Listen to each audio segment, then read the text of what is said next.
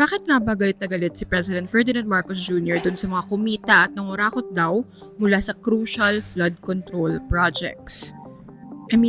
Dapat lang naman, di ba?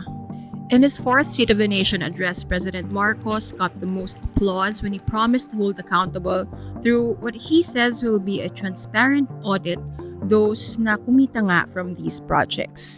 Sabi niya, kaya sa mga nakikipagsabwatan upang kunin ang pondo ng bayan at nakawin ang kinabukasan ng ating mga mamamayan, mahiya naman kayo sa inyong kapwa Pilipino. make no mistake, this is the gut of all gut issues, especially for a country that is still reeling from and currently dealing with the devastation, the loss of property, and the loss of lives after a week's worth of heavy rain.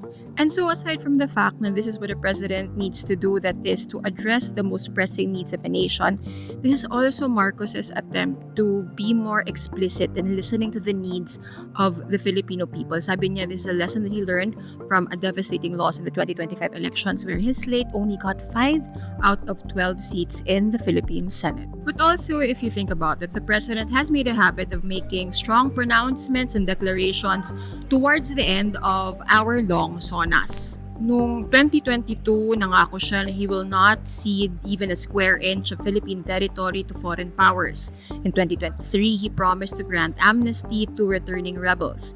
And then in 2024, he announced the abolition or complete stop of Philippine offshore gaming operations or POGOs. This year, it's the review again of those flood control projects but also a warning to Congress na kung yung budget for 2026 na ipapasa nila ay hindi aligned with the National Expenditure Program or the priorities of an administration, he will not hesitate to return it to Congress even though if it means a reenacted budget for 2026. Bold as Marcos may have tried to be this year, also glaring were the things that he didn't mention. There was no mention of the Dutertes, neither Vice President Sara Duterte and the impeachment that has since been halted by the Supreme Court, nor former President Rodrigo Duterte, who is now awaiting trial before the International Criminal Court.